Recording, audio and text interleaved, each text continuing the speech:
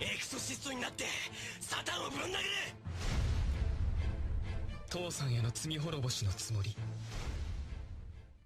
Hey everyone, Rascal here. And Mama, welcome to our channel, Paws On Animation. And today's podcast, we're covering the incredibly popular anime, Blue Exorcist. Yes, since each season is divided up into sagas, including a movie, we're going to cover each one individually. And boy, do we need to talk about this because Rascal's been waiting to see this for years. Yeah, now it's been years. Can't believe it took this long. But before we start, be sure to like, subscribe, notification with some future podcasts and multiple pause videos. And thank you so much for joining us, subscribing to our channel, sharing our videos, and so much more.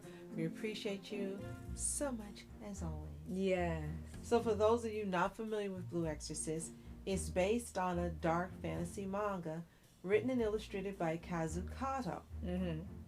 It's adventure as well as dark fantasy. Hey, like Demon Slayer. It originally released April of 2009 and is still running. Oh, it's still going? You And thought there it are was over 31 by now. volumes to date. Oh, wow. Okay. Now what's interesting about this is that the author says that she was inspired by the 2005 Brothers Grimm movie to write this manga. Oh, wow. And it's funny because I'm seeing the other day that it's getting rebooted, so help us. Why would they reboot this? Seriously? Yeah, the Grimm movie. Oh, okay. The Grimm movie. It's like, no, Blue Exorcist, they're bad as Monster High. Oh, it's doing what? We're rebooting it right now. It's still going. We're doing it now. There's also a second manga called Salaryman Exorcist, The Sorrows of Yukio Okamura, which you've got to read now. Cool. It has 4 volumes only, and it ran from April 19th of 2013 to April 3rd of 2020. Oh, wow. So now you've got something to try to get from the library. Besides the regular about manga. Yukio, who's her favorite. Yes. So, finally ended up watching this pretty late last year. No, actually early last year. Hadn't gone back, and then finally said, okay, we need to sit down, watch the show. Mom kept saying over and over, need to watch it because it's just been sitting here. Finally finished first season, and it's kind of funny how it starts off the first half, and then it just turns into the most nightmarish thing the second half. Yes. Now, quickly, I want to mention that the anime TV series is seen as a whole, even though it's broken up into episodes. So to date, they have 61 episodes and 3 OVAs as well. Oh, okay. So, yes, we're breaking it up because like Hunter x Hunter, there's a lot going on. And you can't really encompass it all in one quick video. It has to be more detailed. So, the story revolves about Ren Okumura and his twin brother Yukio. And he discovers that he and his brother are the sons of Satan, born from a human woman. Oh my gosh.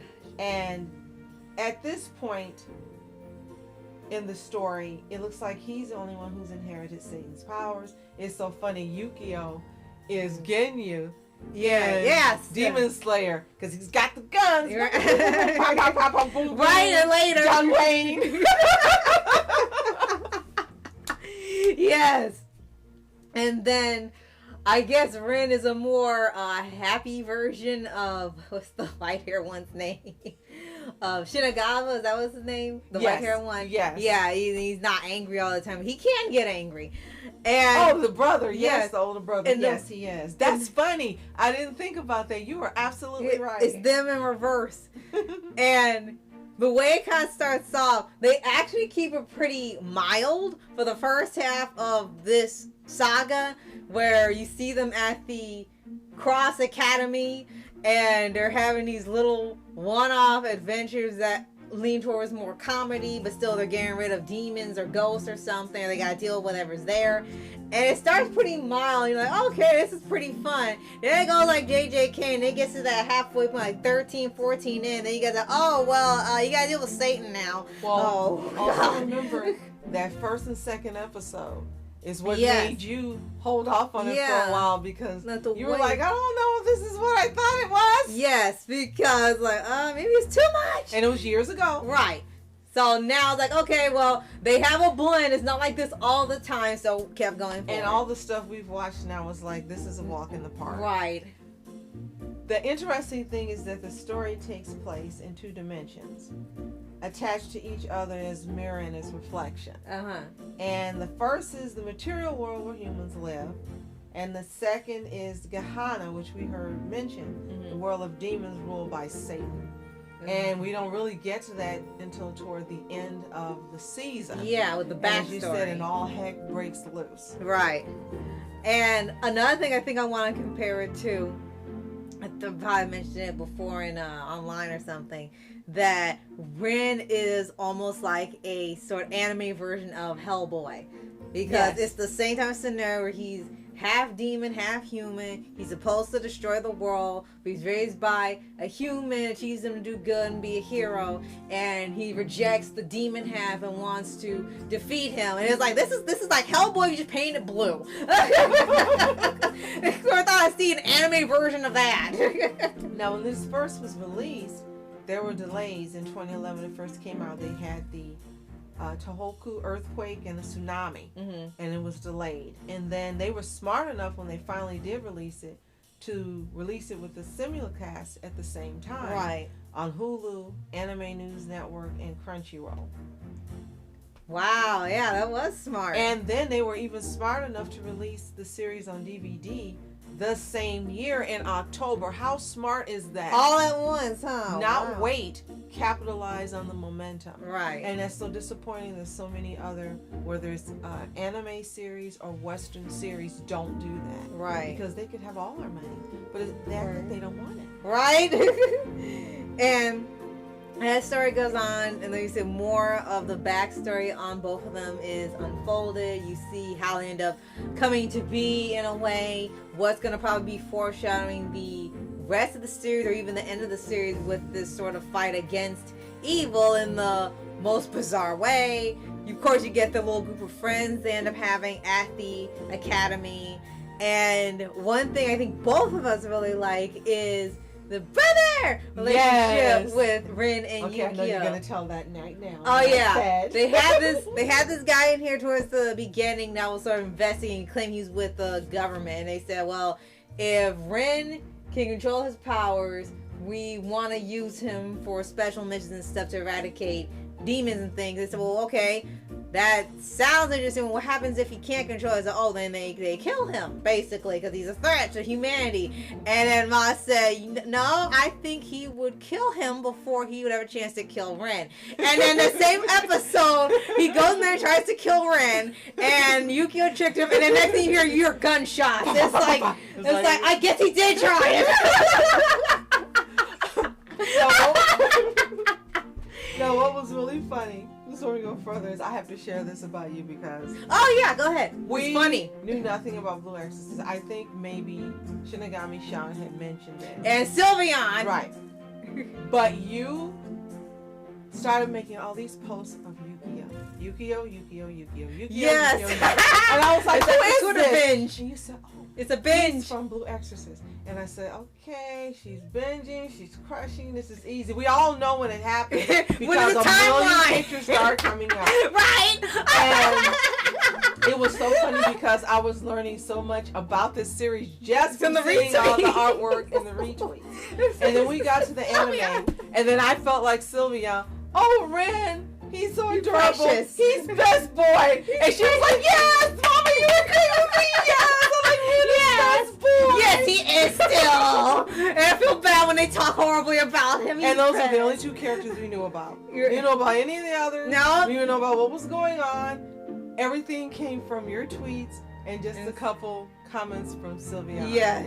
And Shinigami. And then I said, why don't you tell me about this show? So I didn't know. But I have to say, I was very pleased watching it. Yes, it struck us at first when we watched the first 2 episodes because we hadn't been watching as many things as we've watched.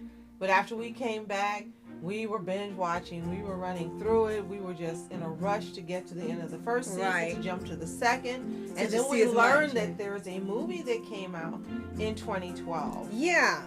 So it looks like we're going to have to watch that movie first. If we're wrong, guys, and we can watch the second season of the anime before the movie, please let us know in the comments. Yeah. Because we're thinking we've got to see that movie first. Yeah. But we can't wait to get to season 2. We can tell that the animation is different. Yeah. And that And season 3 is even more different. Right, and also we know that the story is going to be a little different because everything's pretty much being revealed. Now, the Right. first season is directed by Tensai Okamura and produced by A1 Pictures. Oh wow, they've done a lot. And what I really like is that the music is consistent, and there's a reason why. Only 4 pieces of theme music are used for the entire season. Oh. 2 opening themes and 2 ending themes. The opening theme song for the first 12 episodes is Core Pride by Overworld, and the opening theme song for the rest of the season onwards is My World, performed by Rookies, is Punked. And then the Okay. ending theme song for the first 12 episodes is Takeoff, performed by K-pop band 2PM. And the ending theme for the rest of the season is Wired Life by Maisi Karaoke. Okay. So they made it where it's consistent all throughout. You're not Hey, it's listening like and Johnny going Test. something doesn't fit. It's fantastic. It's uniform throughout. They did a fantastic job, and I'm looking so forward to hearing the music for season 2. Yes. Definitely. Okay, so now that we've gone through so many things that we love, let's go quickly through the main characters. We have, as we mentioned, Rin Okamura, Best Boy, Best boy. voiced in English by Bryce Papenbrook. Yeah. And I remember when you told me, and it was like, Inosuke! Yes. At times he sounds like him, but he gave him, to me, a kind of unique voice in comparison to other characters we know him for and love. And then Yukio is voiced by Johnny Young Bosch, and it was perfect. Yes, that was such a Absolutely surprise. perfect Like, what? casting. Them as brothers is hilarious. And then you've got the Exorcist, Shirmi Moriyama, voiced by Christine Marie Cabanos, and she is the daughter of the woman who runs the Exorcist only shop. And she's really kind, and she has a crush on Ren. And then you've got Ryuji Suguro, voiced by Cal Hebert, Renzo Shima, voiced by Brian Beacock, Miwa, voiced by Mickey Moran, Kamiki, voiced by Kira Birkeland, and then you've got the True Cross Order, Mephisto, voiced by Sam Riegel, and he does an excellent job because you don't know, at least we don't in this season, what he's about. You learn who he is. He's their brother. He's something. He's You think he's a principal, isn't he? I there? know, but what am I gonna call him? He is crafty. That's what I'm gonna call him. He's crafty because he's pulling all types of things behind the scenes. You know that he's responsible for a lot of crap that's gone on. Right. You know he's got some things going on that aren't right. You just know he's got lots of issues and problems, but he's playing that role fantastically. Yes. And you got Shiro Fujimoto, voiced by Kirk Thornton, who was their human dad, and you absolutely like the character from the very beginning, and you are not happy that he's taken out quickly. Yeah, like Broom. Yeah, like And then you've got some other characters that we won't mention now, except for Kira Guri, who's voiced by Wendy Lee, and we have to mention her because she's crazy as heck. Oh my gosh! And you can tell she has a crush on Yukio. Oh yeah, you can't. It's obvious she does. So that's all we're going to mention because we're only in season 1. As we said, we're looking forward to season 2. And again, if we need to watch that movie first, or if we don't need to watch it first, let us know in the comments because we're not sure what we need to do. Yeah. Is the movie good? Does the movie add To backstory? the story? Is it canon? Yeah. Need to know. So, yeah.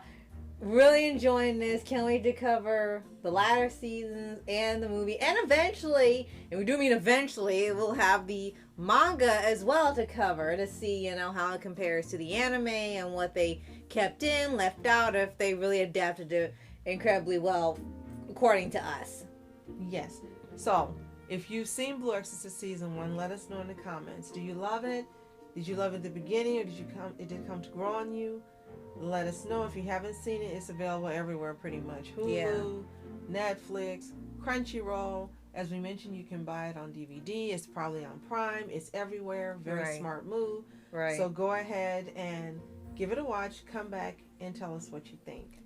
And if you haven't already, subscribe for updates and reviews for anime series, anime shows, and all things animation. Absolutely. And as always, thank you so much for sharing our videos, commenting, subscribing, joining us. We love sharing the things that bring us joy and some things that don't bring us joy so much. Right. As always, you are specials. And thank you, Sylvian. And thank you, Shinigami-san, for getting us to watch this series. It's awesome! Yes. I'm Ask Entertainment. And I'm Mom Entertainment. Have a toontastic day. Peace.